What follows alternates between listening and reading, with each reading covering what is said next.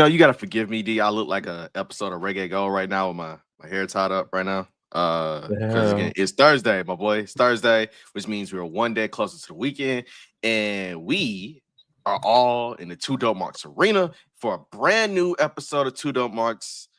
Your home for all things pro graps, ridiculousness, and all things in between. Brought to you by two lifelong fans who bring commentary to you like a country version of Jim Ross and Paul Lee Dangerously. Wow. To my right, as I said earlier, that's D. I'm Brando. As always, you can follow us on Twitter at 2DopeMarks, on Instagram at 2DopeMarks, and wherever you get your podcast at 2DopeMarks. Also, subscribe on YouTube, turn notifications on for our live episodes every Thursday, on demand on Fridays. Like, comment, subscribe, give us 5 stars. You give us 4 stars. I think you're Dave Meltzer, personally, honestly and truly. I think you're Dave Meltzer. With it being Thursday, man. Do we go with church? We have to bring the church in. We have to bring the church in. Yeah, let's go with the church announcements first we have to bring the church in. Yeah. So we have heard the comments. We've heard the statements. We've been threatened. We've been thrown all over the loop, left and right. I know we said something for good old WrestleMania weekend, but hey, as the good fine folks be saying, shit happens. But life. It should be lifing, right? It be lifing. But we can officially announce that you can go ahead and you can go ahead and go to the 2DM store because we have shirts, we have merch, we have hoodies, we have crew necks, we have pullovers, and we have some of our favorite slogans in the world. Again, we have the Say Something Nice crew neck right here. We have our We Love Black Women's Wrestling. Shout out Bianca Belair, Jay Cargill, Naomi, Mercedes Moné, Jazz, and Jacqueline Moore, who BT did a hell of an article on today. Shout out Black Champions. Rock, one JR Bang may call Cointel Pro Rock. Booker T, Big E, Mark Henry, Kofi Kingston, Bobby Lashley, and the OG himself, Ron Simmons. And my favorite shirt, ladies and gentlemen. That's mine too. Go ahead and say it now. The 10 wrestling show commandments, which are as follows. Don't be musty. Don't be racist. Cheer/boo your faves. Support local talent. Enjoy the indies. Buy merch. Don't do the what chant. Number 8, it's always fuck Terry. Beach. Don't be sexist. And 10, have fun. Prices are up on the store. Again, you mess with us, we love it, we appreciate it. But hey, this is our way of showing that the 2DopeMarks community, it's worldwide, it's global. We handling the earth right now, like Raekwon said before. His feature verse on Equipment back in the 1998. If you feel me, you feel me. So yeah, man, all that's happening. I feel very much so appreciative of everything. People asking me like, when is it gonna happen? When is it gonna happen? No tariffs. No tariffs. The simple 2DopeMarks logo, which you can see on my chest and on D's chest. The remix version. Now that is the 1594 shirt. You can get in a variety of colors that are not sold out because there's a green and some other colors are already sold out. Crew neck popping. Mine match my chair. Yes, his matches his chair. Mine matches my chair. A lot is going on, and again, we can't thank y'all enough for tuning in, for rocking with us. We're now on episode 17. Goddamn, 17. Amen. So that's an NFL season, ain't it? Yeah, we just need one more because we still got a bye week. We didn't get a bye week. Yeah, we don't get no bye week. We ain't get no bye week because pro wrestling does not believe in bye weeks. The money don't stop. No, it don't. They believe in having certain weeks to reset, recalibrate, get things in order, that sort of thing. But they don't believe in no buys, baby. Ain't no buys. That's that old NXT recap show. Yeah. But everything can't be everything. So Oh boy! Now that we have our good church announcements out the way, we can now officially start the show. Word, son. Word is bond, son. D. Mm. I tell you this all the time that a lot of shit happened in pro wrestling this week. It's Yeah. my favorite intro for you, my brother. But even here, I'm going to say there was a lot of things that happened in pro wrestling this week. And before we even get to the in ring, we have to get to the out of the ring. And we have to honor one Terry Brunk, aka the homicidal, suicidal, genocidal, death-defying hardcore legend himself, Sabu. Uh, Sabu. we got the news on Sunday that a couple weeks after his final match in Las Vegas that Sabu passed away. He was 60. And with that, wrestling has one of those things, man, where you have like a bump reader, right? Like you have your meter, Yeah. and Yeah. sometimes your meter's gonna run out. And the fact that he got to 60, considering how he lived his life in the ring, is a testament to everything in the world. Because I thought the same of Terry Funk, and he got up here, he got up to be pretty old, thankfully, healthily, and I think the same of Mick Foley right now. Mm-hmm. Yeah. So yeah, D, you're the more East Coast leaning Mm-hmm. of the two of us.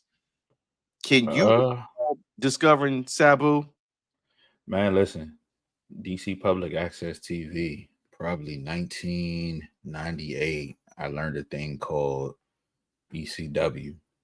My uncle turned it on to me.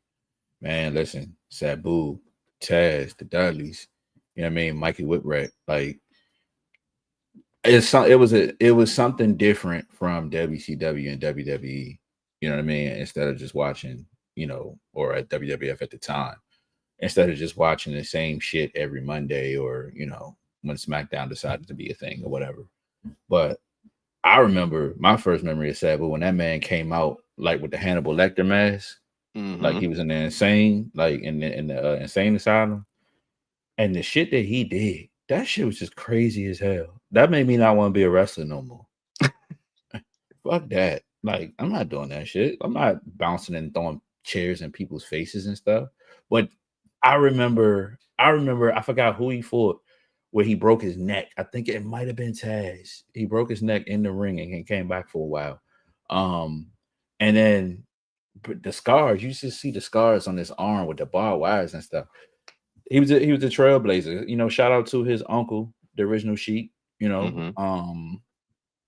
Him and Van Dam were trailblazers in ECW. And I actually got to not see it in Vegas because we didn't go to that last match against Joey Janela, but I actually watched it, eventually. And at 60 years old, you still doing that shit where you jumping into, barbed wire ropes and you got a big ass table full of barbed wire, getting your hair stuck in barbed wire, whatnot. Listen, man, crazy as hell, but ain't nobody like him. So respect to that man. I hope he rests in peace. So my introduction to Sabu was barely legal. The Mm. first ECW pay-per-view in April of 1997. I have no idea how I convinced my parents to buy this pay-per-view. Absolutely none. Right. Because I'd heard of this alternative wrestling company called ECW. You would get some, like a couple different shows that would show like on like Scramble TV.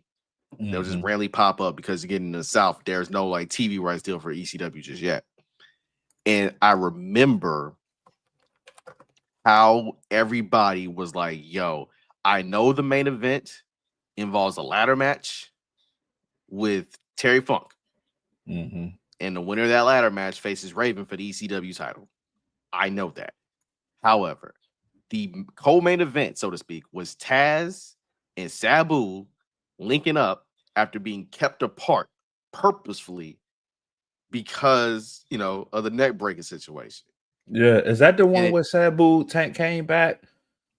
Came back when the lights went out, and he just came back. You just seen him doing a little jump. in 96, yeah. In Yeah, November yeah. 96, yeah. I think that might have been November to remember, but that's me doing a little history. I don't think anybody from an American standpoint that wasn't like a full-blown cruiserweight was doing I'm about to jump off a chair, springboard off the ropes, and then do like a Hardy Boy style splash the way Sabu was doing it, right?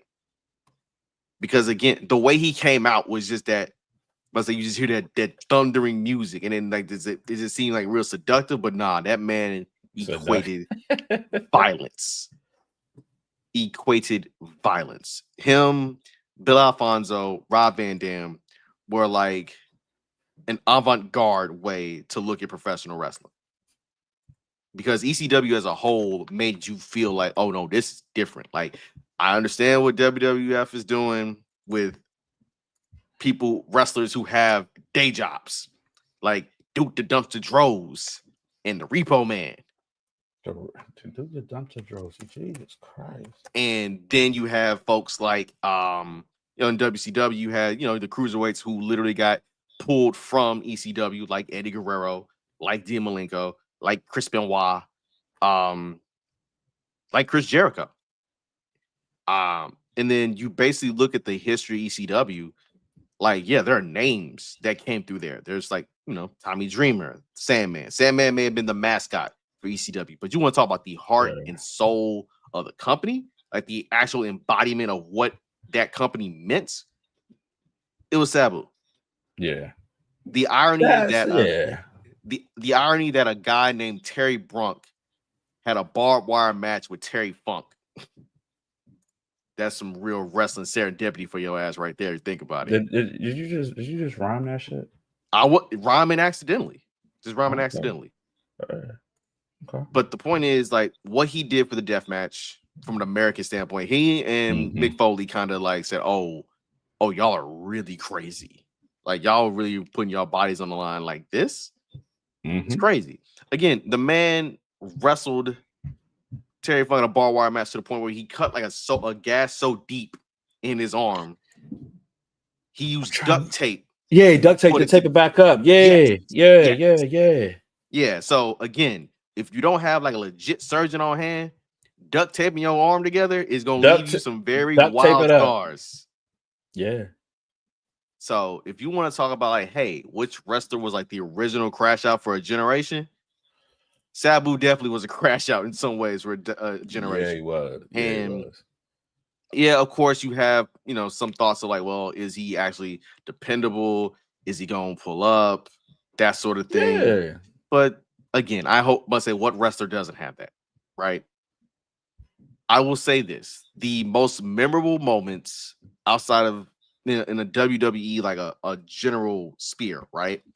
It is the initial ECW invasion with Jerry Lawler in 96, 97.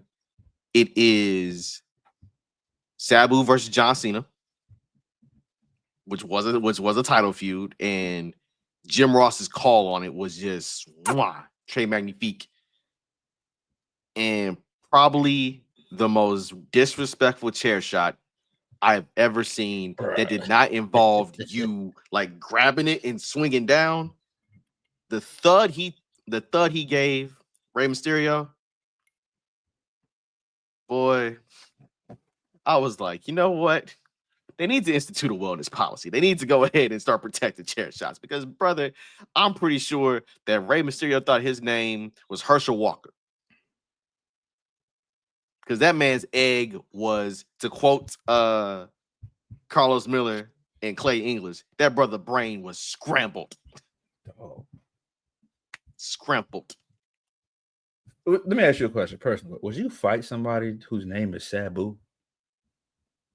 No. If they say, yo, you about to go up against a man named Sabu, and you ain't never seen him wrestle at all, none of his matches, none of that shit. No. How are you wrestling a man named Sabu? I'm not wrestling a man named Sabu because that's the same way as like, yo, are you fighting a man named Sagat? Hell no. Thank you. You might want to look at that message I just sent you real quick. Oh boy. And the private chat. Oh boy. Okay, though. Oh, we got those deuces. Okay. Yeah. Duh. Oh. Oh, okay. Hold on a second. Uh-huh. Hold on a second. All right. Just copy paste. Let Keep it it to the pull up. side. Keep it to the side. Keep it to the yeah. Yeah. Yeah. Yeah. Yeah. So what's Yeah. funny is you share that, and brother, that particular thing is already on the 2DopeMarks Twitter page if you have not seen it. I haven't. Yeah. Lord have mercy, Jesus Christ. Okay, Yeah. back to the show. Yeah, back to the show. We had a brief intermission of good Lord. Yes, indeed. Yeah. So yeah, man. Rest in peace. I think Sabu, man. I need that on the show.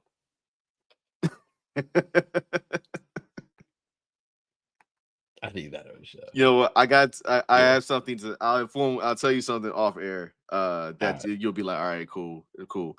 So yeah, man. That is rest in peace to Sabu, man. Like that is somebody who lived their life on their terms and was not about to let anybody else, mess them over. You know what? Do bad by them, etc. Not to cut you off real quick. It's a situation where you know how old I am. I know how old you are. We're in a similar generation. And for wrestling fans, and this is a point that not a lot of people point out. You know what I mean? If you've been a wrestling fan since you're a kid, then you understand. And then, like when we see wrestlers that are some of my favorites, some we've grown to love and seen since we were kids, and they pass away like that has an effect on us, man. Like it's certain ones that will that will make you feel like, yeah, that's crazy. Like it's touching. Like it make you feel some type of way. Like for me, man, listen, Scott Hall fucked me all the way up, bro. Yeah, I ain't gonna hold you. Like Scott Hall fucked me up big time. But like Sabu, like you just watching, like the wrestlers are getting older. And one thing I will say is this: when you see these older wrestlers still wrestling 50s, 60s, whatever, and if you rock with them since you were a child and you see them at the WrestleCons or the independent shows and stuff like that, support them, man. You know what I'm saying? Like, because people gotta wait to the dark side of the ring to actually watch and see somebody was struggling or something like that. Because they're not gonna say, hey, buy my shirt because I can't afford health insurance or nothing like that. You know what I'm saying? Like, this is not your job. This is not my regular job. We work to take care of our families, our kids, and stuff like that. They do the same thing, and that's what they do. But they do it to entertain us. And so my message is, when you see some of these wrestlers out there, the Sabus, the Sandmans, I mean, whoever you liked as a kid or whoever had made you start watching wrestling, support them.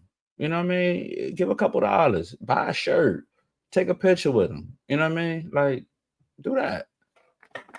Yeah, absolutely, man. You see these stars at WrestleCons, you see them at various trade shows, and you're literally basically going up to them and saying, thank you for putting your body on the line to entertain me. And basically helping me raise a whole generation of people who are fans of the same. Because I ain't putting my body online for none of you motherfuckers. I ain't. I got kids. Yeah. I like my shirt and tie every day. Yeah. So you know how you say some people ain't meant for the streets, they appreciate being civilians. Yep. Yeah, I am here for civilian life. Civilian life is definitely where I want to be, man. It's where I want to be. Facts. So yeah, no. Pro Wrestling lost a 1-of-1 original in the passing of Sabu. Well, there was a PLE on Saturday. There was Backlash. First off, before we go through the whole card, your thoughts overall on the show. So I didn't watch it Saturday night because I was doing Mother's Day stuff. So that's when I text you. I was like, what did you think of the show? And you gave me the 7, and you told me what the best match was. So when people tell me that, it's a matter of opinion. And I honestly ended up agreeing with a close. So if to put it out there, B said the best match was Lara Valkyrie versus Becky Lynch. I agree. It did everything it needed to do. Second best for me though was Randy and Cena. I enjoyed that a lot. The storytelling, the extra shit. We knew what was going to happen, that type of situation. So I agree with you when you say it was a 7. Okay. Based on a 5-card event. You know? Yeah. See, the thing I enjoy about these modern quote unquote B-level PLEs is that it's in and out. They feel like super house shows in a sense, but the budget is up. So you get a hot crowd. St. Louis adds to the list of Backlash always having a heater for a crowd right after Mania. Puerto Rico in 23, France in 24, St. Louis in 25. Overall, I think that pacing it this way, and this is I'll get to I'll put a pin on it for this other stuff I'm thinking right now, is that putting this in a 5-match scenario, in a 5-match layout, it allows for some new stories to be told and some advancement, but it also is like, okay, so what are you slow rolling and slow building towards? Because I'm thinking like there's a holding pattern for something, right? I'll get back to that in a second. As far as Backlash is concerned, pretty acceptable night of pro wrestling. Again, Becky and Lyra, we all knew that Lyra could go in the ring. That was never an issue. But for some reason, Becky Lynch just can't beat her countrywoman. That's her problem. That is 1,000% her problem. That's why I'm pointing it out. Yeah, that's her problem. You know what? I enjoyed that. I enjoyed that match. Like I paid special attention to that after you said what you said. Yeah. Like, again, I think that in some aspects, the disarmor as a finisher, it's solid, it's cool. The manhandle slam has more impact, but if you gonna have a finisher be an arm bar, you gotta cinch that. You gotta cinch it in. You gotta make it feel like, oh no, like you're about to break this person's arm, right? So when Becky had the promo on Raw Monday, and she was like, "Oh, wait, why did I leave? Because of y'all. I heard y'all." I'm gonna say when we rode this wave together, and I won the title at Mania 35, everybody was cool. Everybody kicked it. But it seems ever since I beat Bianca, then we got an issue. Cena. And so now y'all say I'm this, I'm that. All right, fine. Y'all about to see it now. And so that's why Becky and Lyra, they're going to continue. I'm here for it. I mean, again, I'm pretty certain that, and I said this a long time ago, you need somebody to help heat up the Intercontinental title. Like you have, yes, I get it. It comes from the concept of it being the workman's title, the workwoman's title. But you're gonna have to have a feud that's like, all right, cool, as opposed to like, hey, your champion is basically having open challenges every week. Right. So yeah, there's that. The main event was fine. It was literally John and Randy play the hits. The RKO party was hilarious. That was my shit. I wish I could do that at work. As soon as you say something, what'd you say? Don't you look at me the wrong way. Must say what Prince do? That's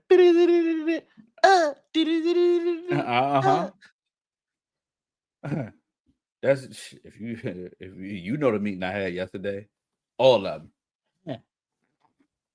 Every single person, everybody. I get it. Yes. I understand.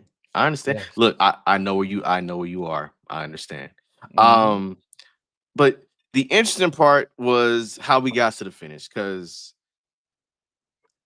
R-Truth, we knew it was coming though. Yeah, we didn't know it was coming in that Impact, but Yeah. R-Truth fell on the sword. So do you Distracted my think? mans. So do you think that at any given point between now and let's say Cena's last date, did we get an Mhm. R-Truth Cena banger? So I've heard a lot of speculation and comments about this over the week, right? That's why this is why I asked the question. Um, I heard a lot of speculation and comments. I heard some people were like, wow, that'd be kind of cool, because R-Truth represents the physical reflection of the fans, right? Mm-hmm. By calling this man his childhood hero. And also, I got a homie of mine, shout out JR Bang, first black champ, him and Cam from the port. It's Cam from the port birthday today. I gotta wish that man happy birthday.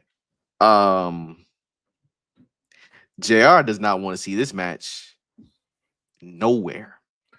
The fuck wrong with him? No, he don't want to see it on Saturday night's main event. This Tuesday in Texas, Sunday night heat, velocity, shotgun Saturday night. Velocity. I could keep going. I could keep going.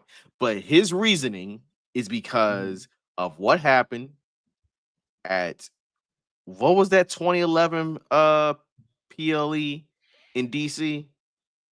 Oh, capital something.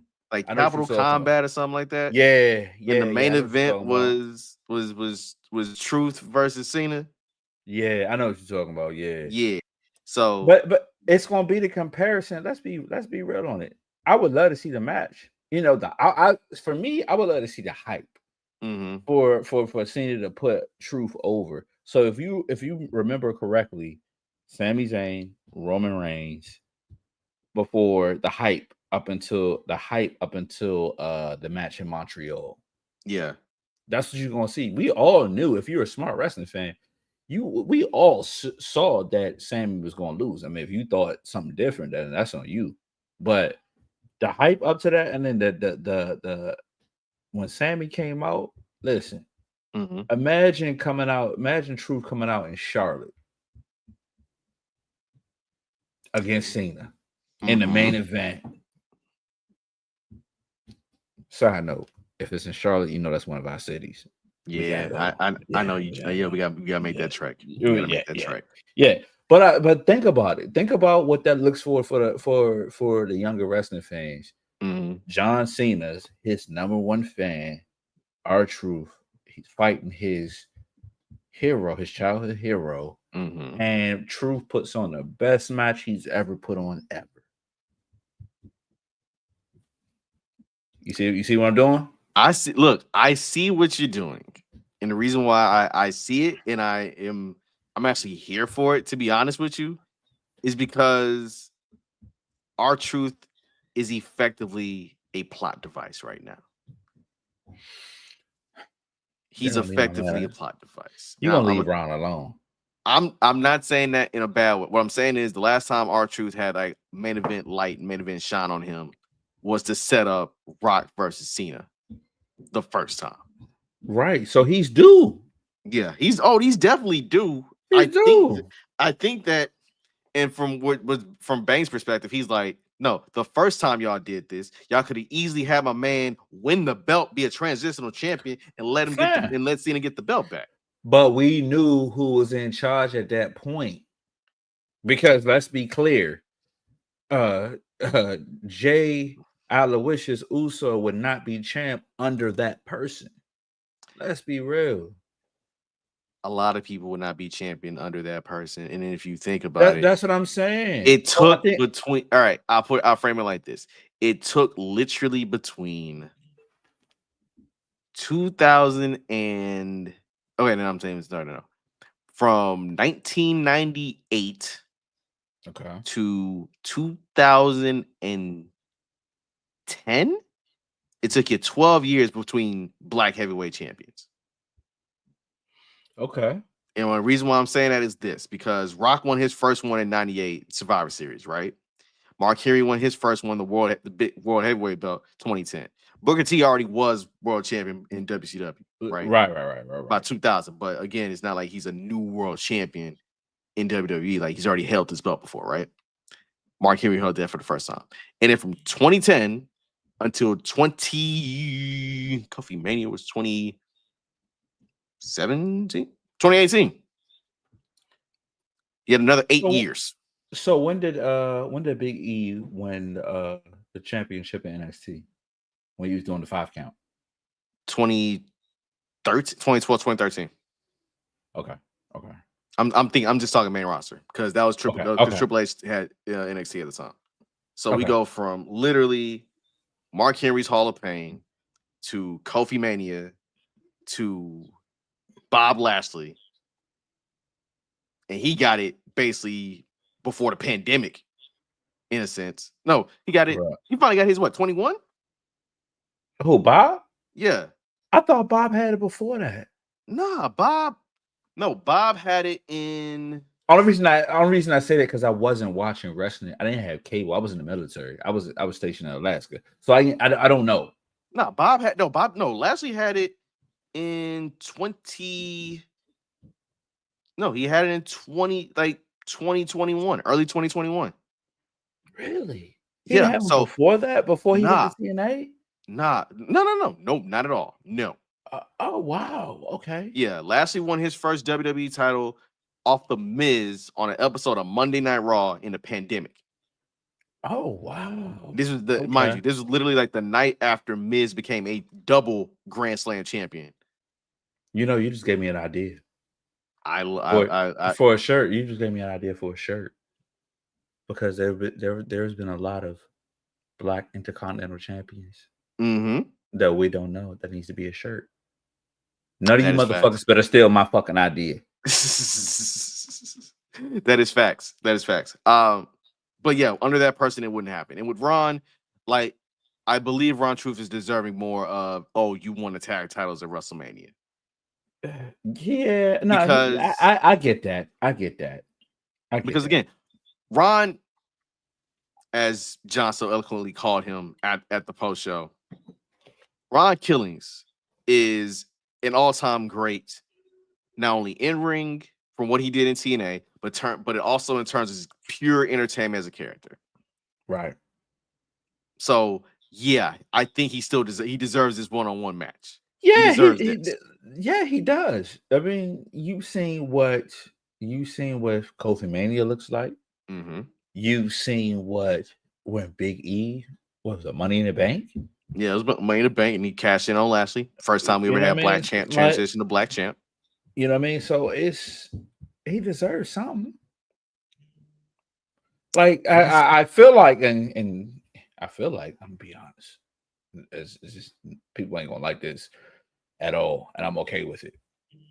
I feel like that certain dynasty looks too close to our color, and that person who shall not be named say, you know what, this is the closest thing to it, so we're gonna give that a title instead of the purebreds. I'm that controversial one. You know, I don't give a shit. This is I don't want to poke a hole in your theory, but there's only been 4 members of that family to hold world titles. But how many of them been pushed? How many have had the Rocket? 2. 2 and technically 3 with Tony J. Yokozuna ain't had a Rocket. He ain't had no choice. Motherfucker's big as shit. Yeah, that's Land of the Giant shit. Point is, we get on track. We get on track. Yeah, Cena R-Truth is gonna happen. Much to folks' chagrin. I think it should be a fire match. It's gonna be slow. It's gonna be plotting, and it's gonna be. They heard it here first. It's gonna be a LOL Cena win situation with a belt shot because that is his new finishing move. Hey, listen, I'm here for it. Yeah. We had Dom and Penta fire match. I love the fact that Dom is leaning all the way into being like, I ain't like, hey, look, I'll beat that man straight up. I ain't see none of this interference you're talking about. Man, listen, Finn on some bullshit. Oh yeah, we're getting dominant, Finn, because again, the way you graduate up out of Judgment Day is you get jumped out, and Dom is probably gonna get jumped out.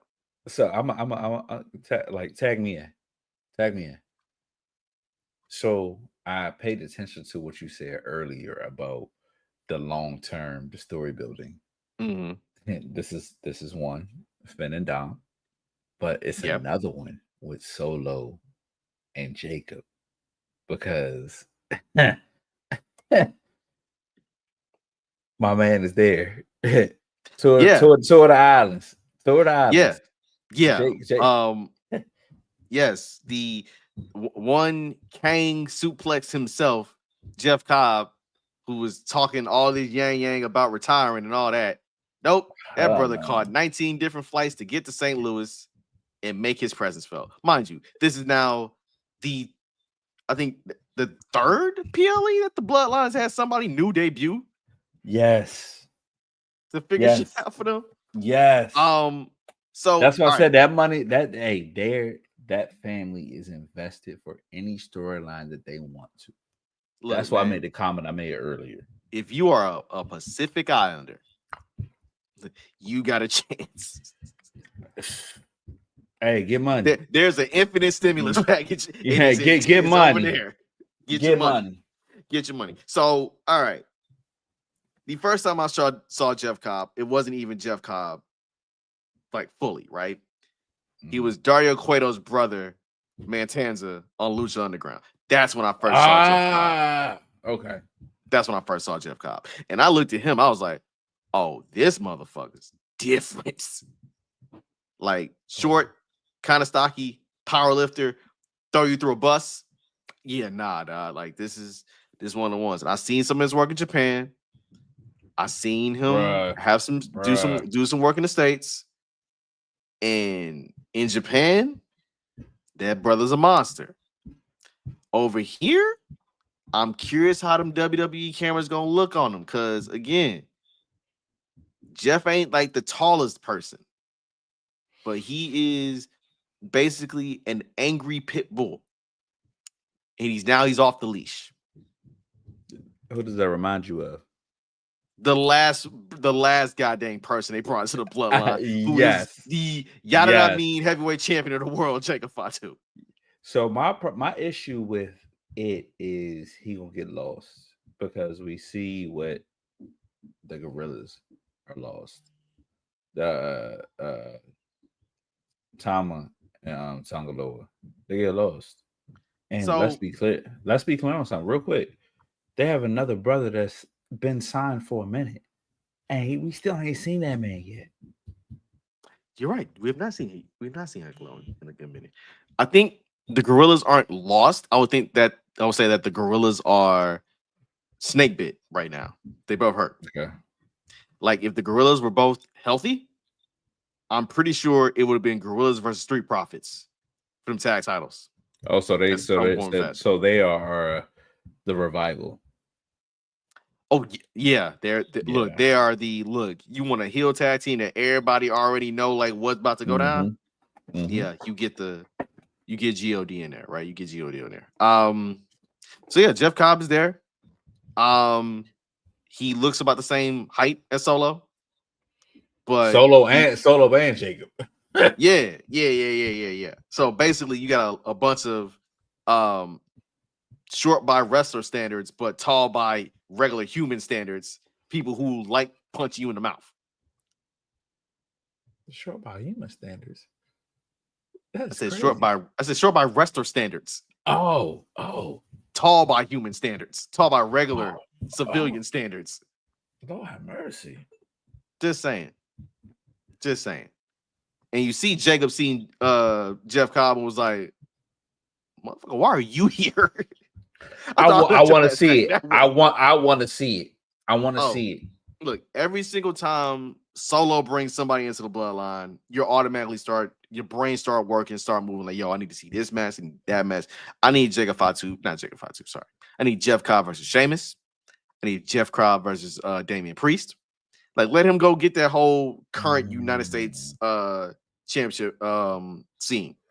Let him get that. I want to see Jeff Cobb versus Big E. That's a dream match. I know it ain't worth it. It's not gonna happen.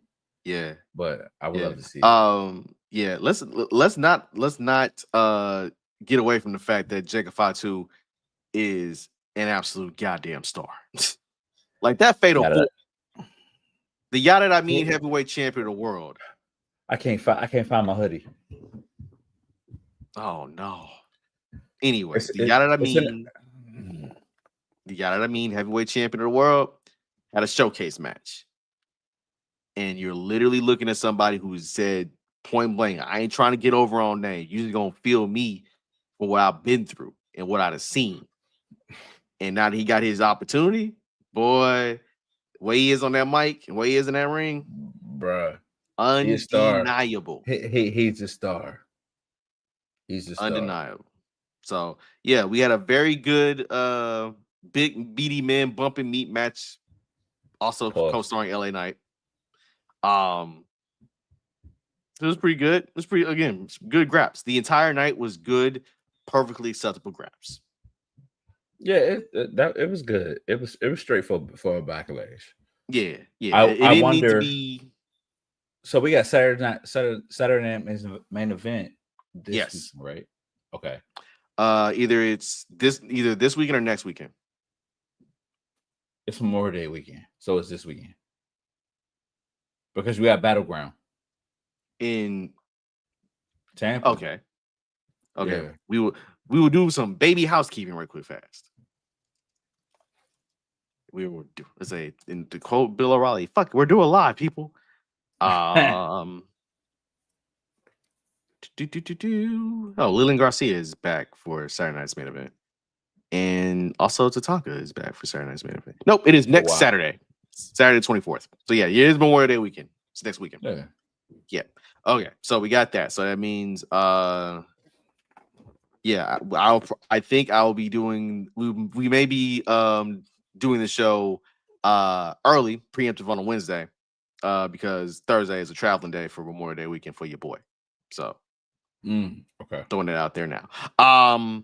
So yeah, man. So wait, all right, let me think. 5 matches. We had Cena Orton, had Becky and Lyra. We had the big mini man bumping meat. We had Dom and Penta. And we had Gunther and Pat McAfee. I almost forgot about that match. Hey, brother. Hey, Pat McAfee a dog. We knew this. We knew he was. Listen, he stood there and took it. Respect to him. All I will say is this. Michael Cole turned to Bobby the Brain Heenan and trying to cheat Gunther out of a win. I love it. So hey, give Michael Cole his respect for being. I'll give everybody their flowers on this. I'll give everyone their flowers because that right there was literally just one of them ones. Like, you know what? I get the story they're telling, and I said this on Blue Sky, and I probably said this on Twitter too on Saturday night. Gunther respects the fact, like, dog, I am wrestling somebody. Like, it does not. I understand people want me just to beat this man into hamburgers, into basically that the raw hamburgers you get from McDonald's before they get them out the freezer. Relax, bro. All pink, brother. Just want to beat that man pink. But what stories that convey? Like, I know, but again, Pat McAfee, even though he is a dude, he is the ultimate, like, dog, I just got here on pure skill and a hell of a lot of luck. But he ate it. He walked away. Gunther sat there and said, you know what? You got it. You that man? He gave him his respect. Gave him his respect. And that's what it was. So we know what Pat McAfee is. Yeah. We both said last week that he was gonna beat the shit out of him. Facts. We said it and it happened. Now Pat coming back in the middle of Raw. I'm like, brother, if you got killed and your chest looked like that, sell it. Sit out a week. I don't think that's what WWE is right now. Like, it's a situation where a lot of them are like, in the past. I'm Yeah. gonna sell it. I'm hurt. I got a black eye. I got makeup under here. I Mm-hmm. got a bruise right here. None of that. It's Yeah. realistic It is. because because AEW is promoting that realistic shit. So they got to compete. You have to compete. We will get to AEW and realism in just a moment. Don't you dare. Don't you worry. Again, I said a lot of things happened to wrestling this week. That's why. That is why. So yeah, 5 matches. Had Raw on Monday. CM Punk lay out his grievances. So it's pretty much gonna be Punk, Sammy versus the well-dressed coalition of Seth Rollins and Braun Breaker. You got Jay Braun, Uso. hey, Braun, 3 people's sharp. It's facts. It was sharp. It was It's sharp. facts. Looking like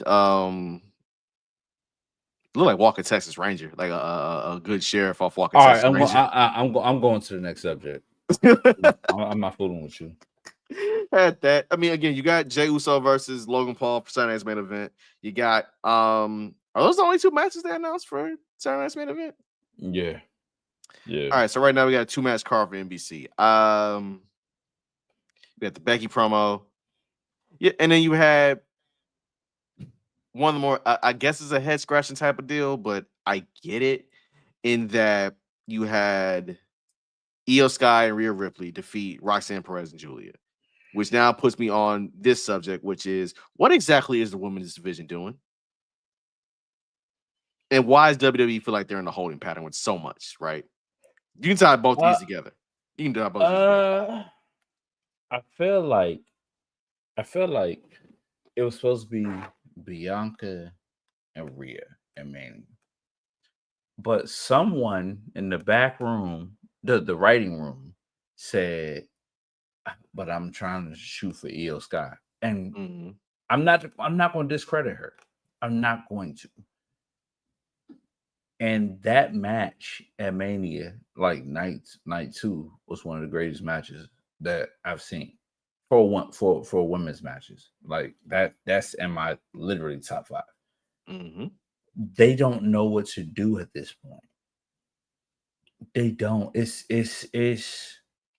a situation where they're trying to figure out what the crowd, or they're trying to address, or trying to stay ahead of what the crowd wants to do.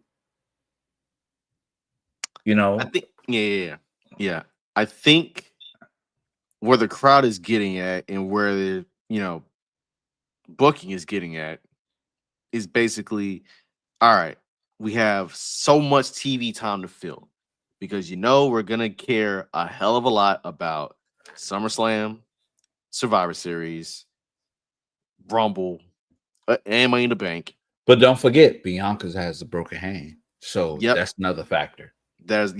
Injuries are kind of taking a toll on things. I think they're in a holding pattern, not only just because of injuries, but because they're also testing the waters on seeing what really sticks like grits, right? Because the Jey Uso title reign just started. You're giving him Logan Paul for his second title defense, cool. But you're running Gunther and Jay again on June 9th. Right. That's pretty much going to be the main event of Raw that night. I know it's going to be. That's ass, bro.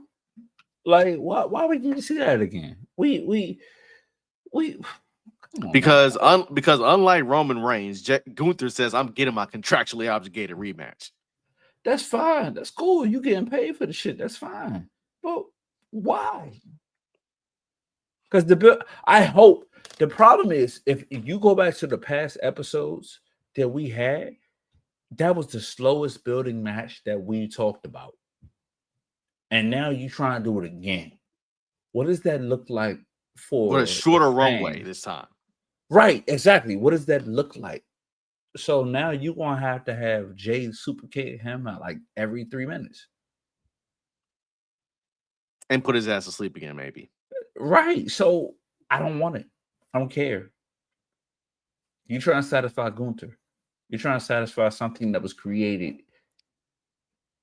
You're trying to satisfy something that was created prior to Jay's build. Why? I guess to again to borrow something from Jr. because he said it hilariously, and I keep thinking about it. Sometimes the World Heavyweight Championship feels like the Intercontinental Super Heavyweight title. Bro. Sometimes it feels that way. Now with Jay holding it, it feels like all right, we got something good. But you know where that leaves us is literally gonna be Jay versus Seth, probably at SummerSlam.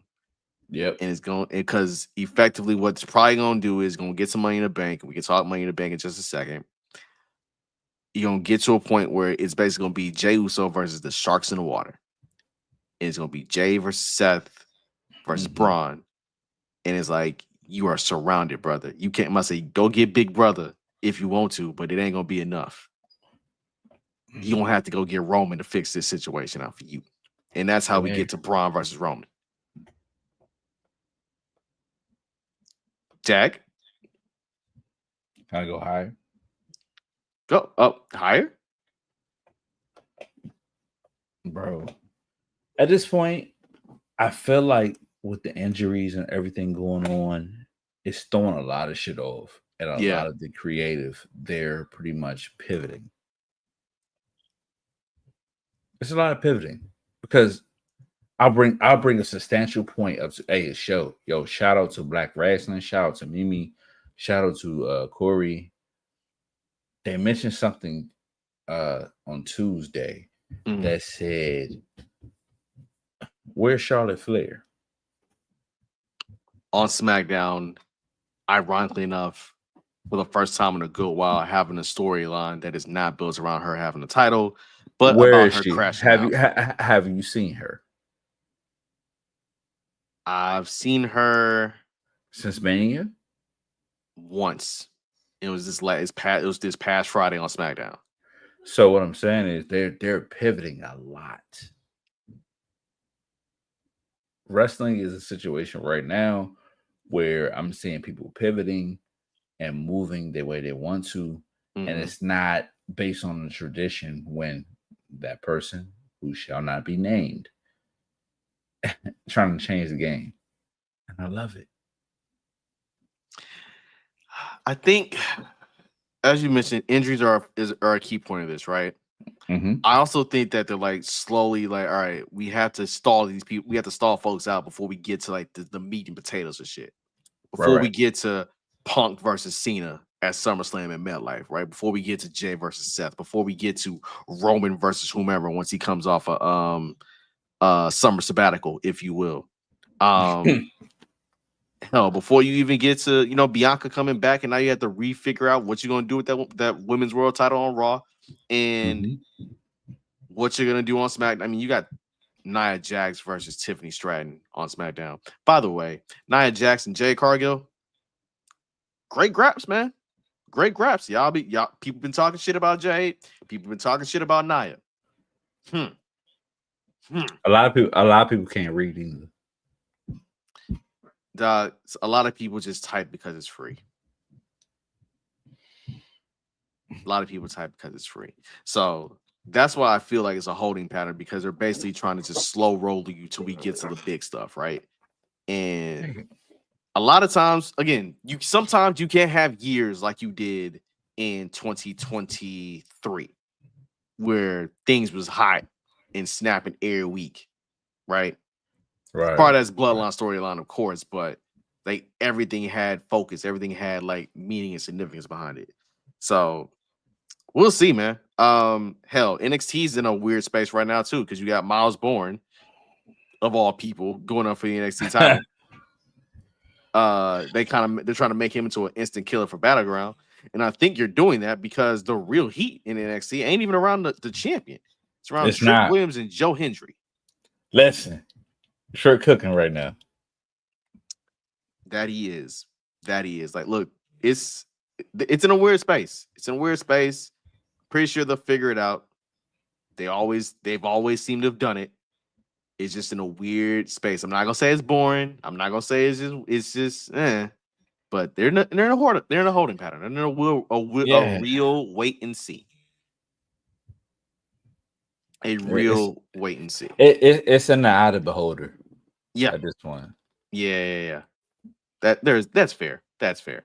Well, we may call it a wait and see, a holding pattern. People's like, oh nah, but they just slow cooking. Let it build. Let it cook. Let it cook. Let it cook. You know what? You know what? What Just to tap into it, like remember what you said earlier. You know what I'm saying? The slow build.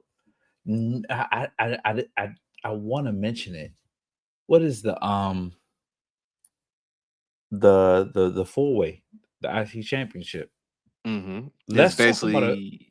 Go ahead. Let's talk about a feud that's been brewing since WrestleMania 40. Damian And Priest Drew. Yep. and Drew, yes. Mm-hmm. And we saw what happened at the Royal Rumble. Mm-hmm. We also saw what happened at Backlash, where Damian cost Drew the title. Mm-hmm. Listen, Oh no, that went back. That was Damian. Was that Damian versus Drew? I think it was Damian versus Drew. Before? No, it was Damian versus Drew at WrestleMania 40 when he stole the title. He cashed in on him. Yeah. That's what I'm talking about. Because I was thinking of when they actually went one up. When they actually went one up for that belt in Scotland last year. I don't remember the story starting right there. Oh, it didn't start right there. It didn't start right there, but I think we got to that kind of point. But yeah, I think a lot of interconnectivity is happening. It's a lot of interconnectivity happening. Yeah, it's a lot of interconnectivity happening. Meanwhile, down in Jacksonville, AEW happened to have Beach Brawl last night. And yes, challenge got laid down for double or nothing. Anarchy in Arena, which is their signature event for their signature match for that pay-per-view. Swerve, Kenny Omega, Samoa Joe, and I think there's somebody else I'm missing. Willow. And Willow Nightingale. Big Willow. Now I'm talking about versus apparently this conglomeration of the Death Riders and the Young Bucks. I mean, it's a thing, right? But that's not why I said the road to double or nothing. The road to double or nothing basically leads into this, right? You got Tony Storm versus Miro Sarakawa, cool. But we know the real match in AEW is Tony Storm versus Mercedes Moné, because Mercedes with Moné is more than likely going to win the Owen Cup versus Jamie Hayter, right? Fair. Okay. The men's side of the Owen Cup, it's Will Ospreay versus Heyman Adam Page. That's going to be a good-ass match. It will. Now, here is my question. Do you think that AEW is going to go ahead and do a through line that is Hangman getting his redemption arc fulfilled at the Globe Life, aka Minute Maid North, and him taking that belt off Jon Moxley at All In? Or do you think they finally say, fine, fuck it, we're gonna put it on Will Ospreay because we've seemingly strapped the belt to this guy anyway? Their pattern says Will Ospreay. Mm-hmm. Their pattern says Will Ospreay. Their pattern says Ospreay, in which the prize for Hangman Adam Page is him and Swerve teaming together to face the Young Bucks. I'm okay with that. And I hope Hangman beats all the asses, including his partner. He did set that man house on fire and said he deserved it. So I hope he beat his ass. Yeah. Also, real quick before we get to Hater of the Week, etc., MJF is officially in the Hurt Business. We heard people. My question to you, real quick, fast, is MJF's addition to the Hurt Business, does that gentrify the Hurt Business? Fuck no. Because I know the way he says hurt, it felt like it was a very strong R in that hurt. Yeah. No. He gonna hurt them. I mean, look, man, beating up Dante Martin in Top Flight, that's not going. That's you hurt people. Yes, you hurt the lower beings of our tag division. Oh, Powerhouse Hobbs is also in that Anarchy in Arena match, by the way. Yeah. So I look, I'm intrigued by how that's gonna look with So MJF, this is Bobby, this and is the Shelton. storyline that we. So I want to see it. Like this is the situation where I want to see it pan out, and tell me something different. It don't have to be a race thing. It don't have to be a sex thing. It don't have to be an opinion. That's the one thing with their storyline is just strictly storyline. Mm-hmm. If MJF decide he want to say something different or act something different or portray something different, then we'd be on his ass. But MJF been doing his job. I have nothing to say bad about him. Very fair. Very fair. Again, I think with all AEW pay-per-views, like the card itself is gonna slap. The match is gonna slap. Mm-hmm. Eventually, you're gonna get Okada versus Omega to unify them belts. Probably at Minute Maid North, aka Globe Life Field in Arlington. I still feel a way about, speaking of tag teams, I still feel a way that they seemingly think they've broken up Roxanne Perez and Julia. I'm like, they should have got that win on Monday versus EO and Rhea. Just if you're gonna keep it going. I feel you, but we know who we're dealing with. It's true. We do know who we're dealing with. All right, before we get to head of the week, I got a simple question for you. Yeah. Who is your men's and women's Money in the Bank as of May 15th?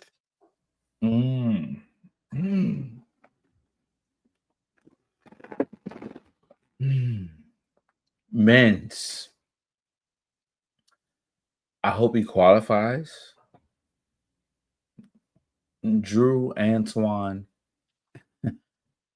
McIntyre. You want him to go back to back? Okay. Yeah. And then the women.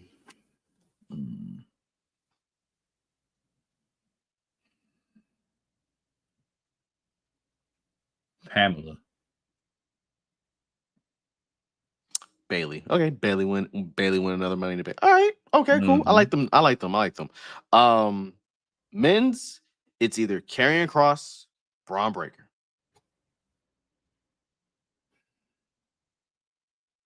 I'm cool if I'm cool if it's Killer Gross.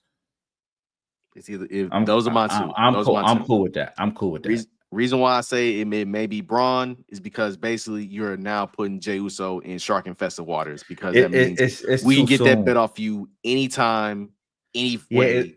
It's too soon. It's too soon for Braun. It's too soon. He don't have to be champion for long. You remember his first IC title reign didn't last that long. His second one did. The first one didn't. Yeah. Something to consider. For the women's, there's only one person. Proceed with caution. Who? Proceed with caution. I would Naomi. Love that. I would Naomi love is that. the only I would person, love that. The only person I would love that. Briefcase. You know who I wouldn't be surprised with? Jade. Yeah. I wouldn't be surprised. I wouldn't be surprised either. The way, like, the mic work is coming through, the work in the ring is coming through too. I would not be surprised if it came down to Jay versus Naomi in a ladder into a dome, and Jay pulled down that briefcase. But those are my two. I need a black Miss Money in the Bank. That's all I'm saying. Have we had one besides Bianca ain't been one. Bianca never won it. She might say she won hers via the Rumble. That's how she won her title shot. Rumble in the Elimination Chamber. You cooking right now. So I need look, it's either Jade or it's Bianca. Not Bianca, sorry. It's either Jade or Naomi. Those are it's gonna be. Now, when Bianca gets back, then you're gonna have, again, you can pick right back up with Braid of Our Lives if you want to. Or you can finally don't do it. Don't it. God dang it. You ass. You God, ass. don't do it. Don't do it You because ass. we ain't got enough time to fully dive in deep. But either we pick up a braid of our lives, or we can finally get to the real shits where people want to see, which is Bianca and Rhea. Or how about this? You can even get a Bianca Belair that is a justified heel, the justified EST from NXT coming back to be like, you know what? I literally put my body on the line to go win this title, and I ain't getting no kind of thanks for it. Man, bump all y'all. Her and her husband on that same wavelength, like, oh no, we proving y'all wrong. We them ones. No shots to the Usos, but we them ones. Hey man. Hey man. I'm just saying, man. I'm just saying. But D, it's that time of the show, bro. It's time for it's time for IC to pull up, man. It's time for IC to pull up. That's right. Hey. Yes, indeed. Yes, indeed. It is time for Hater of the Week segment where we just get some shit off our chests. We have a Hater of the Week Hall of Famer already in Lynn Fight. Have a Hater of the Week Hall of Famer in the current occupant of the White House and his homeboy, his bad built homeboy that started whatever fake government agency that you had to go kick it with the other day. Shut out. Shut out. Allegedly, you have to allegedly. Yeah. So my hater of the week is not even it's still a hater because I gotta think about it. The Tennessee Titans.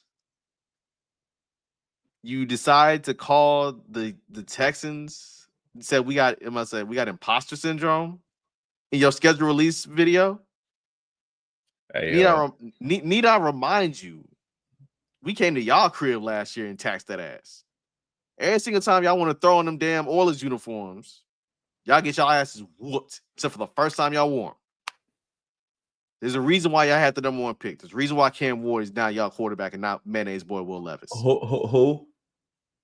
Cam Ward from W by way of my side of the world, all right, bro. Columbia, Texas. All right, bro. But that's just one, right? D, when's the last time you've been to the gym? I'm not saying it in a disrespectful way. I'm just asking a question. Nah, you straight. 3.5 weeks ago. Okay. It was all right. So I go to a gym up here, and there's a gentleman who pulls up, and he happens to wear a Nike Tech shiesty in the gym. I don't know what this man is training for.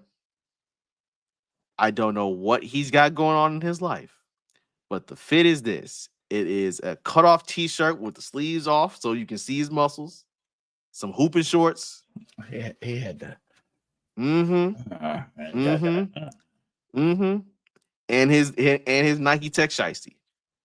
And how I know it was a Nike Tech shiesty, because I stopped by the beauty supply today.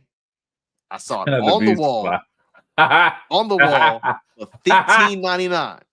I was like, wait a second. It's the beauty supply. I gotta make sure it ain't no bootleg Nike Tech. So we went on the Googles. Showing up, Nike selling that thing for $17.99. So he got his at a discount.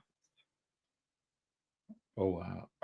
So my hater of the week is for the folks who just don't be coming to just in regular workout gear, like your workout tights, your compression pants and shorts, your t-shirts.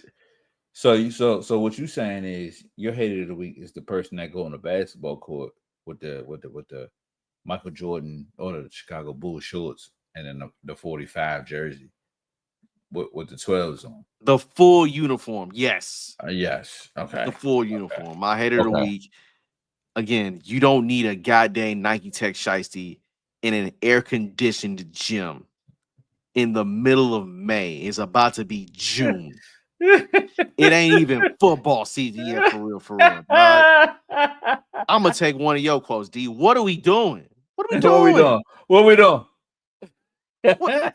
Brother, I say you got ops in here? I'm gonna say, you got beef with the man who got the 45s on the leg press? Man, listen. You don't want him to see? Come on, man. Like, just lift your weights, dog. Don't lift your weights, rack your shits after you're done. Wipe your equipment down so you don't pass on no germs. Hold up, translation. Get in and get out. Get in, wash your hands, get out, dog. I don't need you. I don't get, dog. The only time I see Nike Tech with a Nike Tech, you got a shiesty. A Nike Tech shiesty is you playing ball in the wintertime. Why they playing ball on the shiesty? George, nah, you seen George Pickens. You about to say you wear because you kind of like wear it around your neck. That man was in his house. We know we talk. I know what you're talking about. That man was in his house. Dog, I don't on. Look, man. I understand. One of the beauty supply mask. The fact that the beauty supply is partially the reason why there are so many quote unquote gang members due to the various gang. The beauty supply is a quintessential establishment in the Black community. Brother, you can benefits all of us.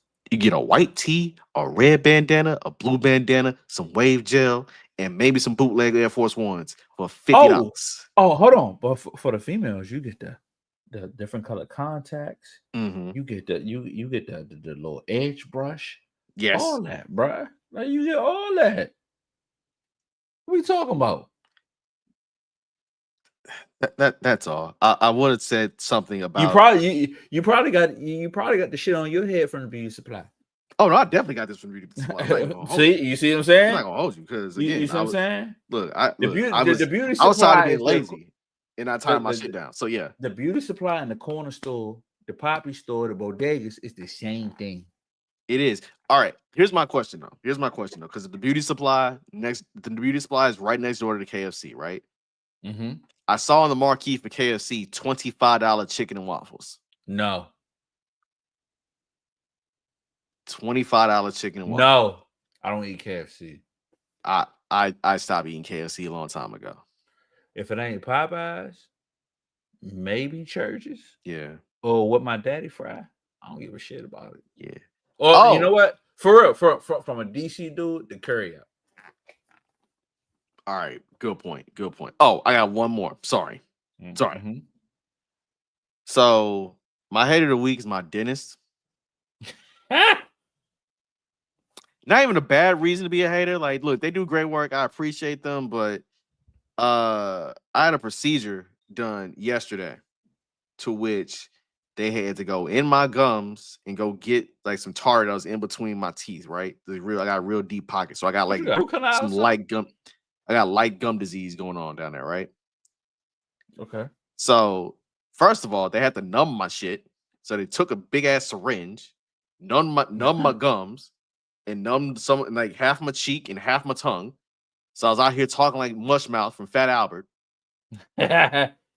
And then, they spray some antibiotics to make sure that to alleviate a lot of swelling and stuff that's on my gums and all that. So I'm like, okay, cool, fine, right? So went to sleep when I got back home. Boy, when I woke up and the numbness had worn off, boy, I felt like Craig Uncle on next Friday. Like, oh goddamn. Yeah, that anesthesia wear off. It's game over. It was a wrap. But here's the thing, D. For 10 days, I can't eat no sticky foods. I can't eat nothing crunchy. Can you eat steak, lobster, or cake? On the left side of my mouth, yes. Oh no, the right side, yes. So inside joke for those watching. I'll be in Connecticut tomorrow with this man, like, and we cooking, like, we got all types of fantastic delicacies. So I'm trying to make sure my man's is all right. Bruh, I'll put it to you like this. I don't eat McDonald's as much as I used to. Half the time I only get McDonald's when I'm either You better go. You better go. You better go to KFC or Popeyes and get that red beans and rice. Hear And me the out, mashed D. Hear me potatoes. out. Hear me out. I just got off a medium 14. Everybody doing the hard 75. Me and the wife, we did a medium 14. Shit, no. I have, mind you, I have I have only one love handle. It's on my right side. Is where my love handle is. The left side is smooth. Straight, it is straight obliques right there, right? Cool. Well, So okay. I did ask like, yo, I really want hot cakes and sausage, dog. The classic of all classics from Mickey C's, dog. A hot cakes and sausage. Fair. So I got that hot cakes and sausage, but again, I can't eat nothing sticky, so therefore I couldn't put no salt on, not salt, syrup on that motherfucker. Eat that bit bad. What do you think I did? What do you think I did, D? You better eat that bitch like a fruit roll up. Roll it up. Call it a day. I ate it like that steak in that New York hotel room in 2020. Hey, yo, chill. I went pancake by pancake. Hold up. Just Real biting shit. the- Inside story. I'm not gonna go into detail. The first time I met this man, I had a steak in New York, and his wife ended up buying him a to-go plate. This man had a whole, I don't know if it's a T-bone or a strip or whatever. It was a She strip. forgot to bring the utensils. I seen that man eat that bitch like a motherfucking Fred Flintstone with the Brontosaurus burger. Crush that bitch to the bone. I was Captain Hey, Caveman man. because again, dog, Hey, yo. who the hell again? And mind you, these places they don't send you no like legit silverware to eat no steak with. So remember, it was still during COVID. So Yeah, it was a whole bunch of shit going on. yeah. This is back when New York was still doing outdoor dining and all that. Yes, but Hey, yeah, man. So I'm out of. So next Friday, I'm out of pocket. I'm out of pocket. Damn, homie. In high school, I was the man, homie. God, You see what the fuck happened to me? Hey, listen, you got that. Let me do my hate of the week real quick. So, I had a certain particular fan base that I was going to talk about, but it made me think. So I went to go see Sinners last weekend, right? Oh, okay. I'm leaning back. I've seen Sinners with you. Yeah. And so I had my assumption of it based on who was the director and based on who was in the movie. But then when I seen people talk about it, people of a certain lacking of melanin color talking about it, they disagree with it. And so those are my haters of the week because you motherfuckers were literally judging a movie like y'all knew what the fuck was going on, but y'all didn't know what the fuck was going on. Like y'all talking about, oh, well, I didn't get it. He's shooting up people. Why is he playing two people at the same time as just one person? You motherfuckers are stupid. I didn't ask any questions when y'all had the piano. Never seen the movie and didn't give a fuck about it either. I watched it. I didn't understand it, but I didn't give it a bad rating. So you folks, I'm gonna change the dynamic and the verbiage that y'all talk about us. You folks say I didn't understand it was a bad movie. That movie was great. It was great for the people that I represent, the people that B represent, and it was fantastic. I enjoyed all of it, and it was a horror movie too. Mhm. Guess what? I hope it wins an Oscar. I hope it does. Absolutely. And if it does, fuck all y'all. My second, my I'm 0.5 sorry. hater, my 0.5 I'm sorry, hater of the week is all you Dallas Cowboy fans that sitting there talking that bullshit about how y'all gonna whoop our ass week 1 because y'all got George Pickens, aka Shiesty. We gonna beat your ass. We're gonna see you gonna see a banner getting laid down because you ain't seen that shit since VCRs were created. And you gonna sit there and like it. I don't give a shit.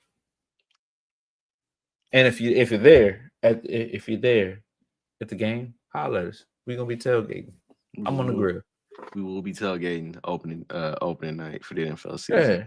When you said fan bases, I thought you were going to be referring to either a certain legal case that's currently ongoing or a legal case that panned out 2 years ago, but apparently had new wrinkles.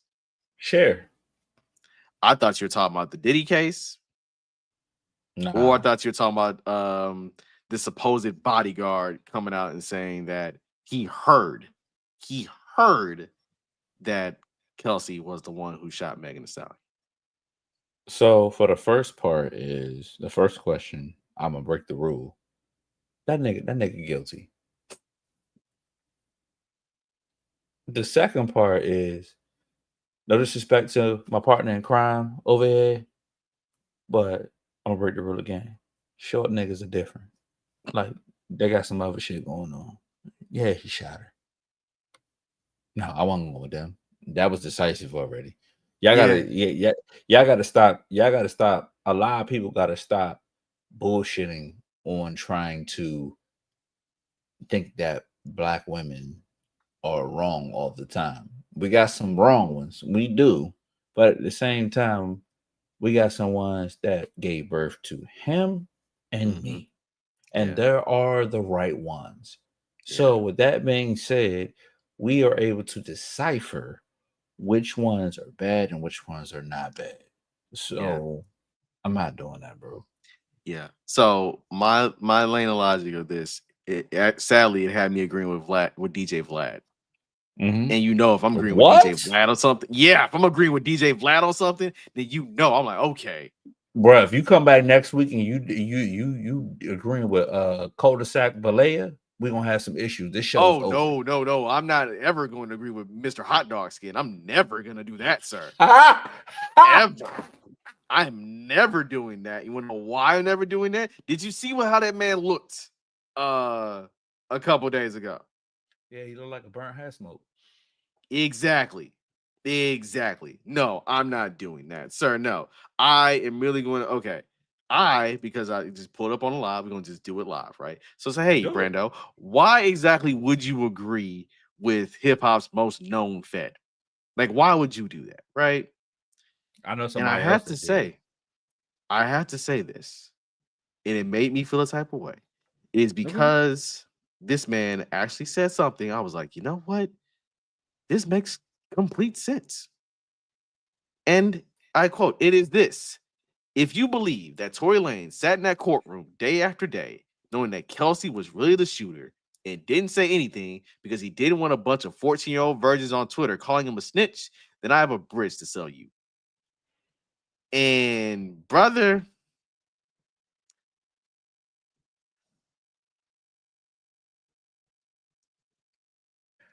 y'all got me out here agreeing with this man. Yeah, I got nothing. The worst person just made a point. I got nothing. Also, nothing. Timing of this is suspicious and also hilarious as hell. So you mean to tell me y'all find this dude literally days after your man's gets allegedly stabbed up 14 times? They snapped that man in the back of his head. And apparently he had a collapsed lung and had him entubed, and he's talking just fine to his father and the nurses. If you're must say, I'm not. That's that Blue Cross Blue Shield. He ain't had Kaiser. That is no. Sir, if you got stabbed and your lungs did all that, you can't really speak, bruh. You can't, dog. I don't.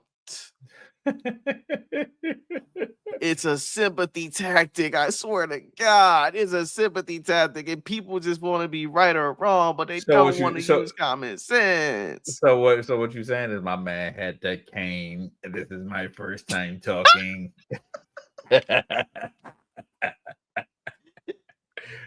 No, I'm not gonna do that. I'm not gonna do that.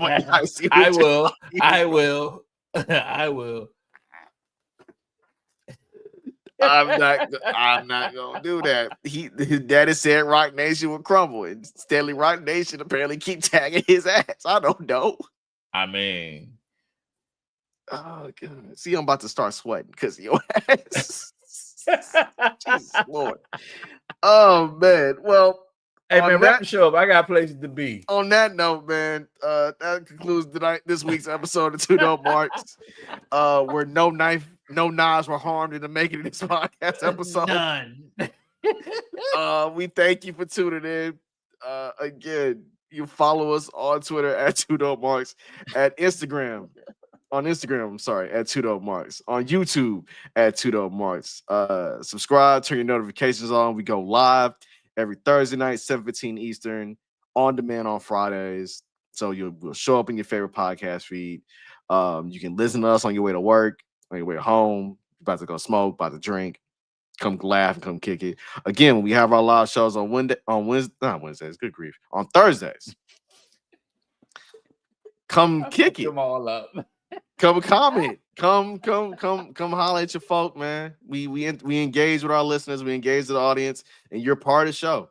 It's a lot, it's an interactive show. 1000%, man. Again, we got merch.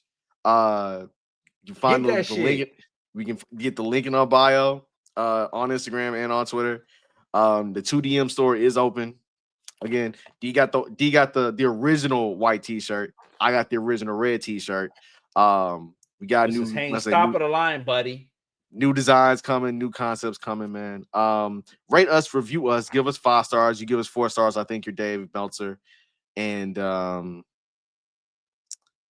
D, because you got somewhere to be, say something nice to the people. As hard as it is to say this from me, get well, Jason Tatum.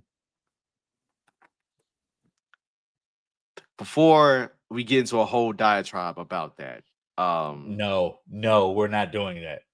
We're not. Before we get into a whole diatribe about that, I would really like to say RIP and peace to the 2024-25 Golden State Warriors. Oh, I would really like to say that. You know what? You about to have a phone call coming in the next 24 hours, and it's not going to be from me. All I said was rest in peace. Y'all had a great season. Your best player got hurt in game 1. And I'm also going to contend that if he actually played, the series would be a little bit differently than y'all getting thrown out the club in game 5. All I am saying. I go now? Can I go now? We will see y'all next week on Wednesday, live at 7:15 on Twitter, Instagram, Facebook, wherever. Hey, shout out to my man, though. Long live Sabu. Yeah. And we out.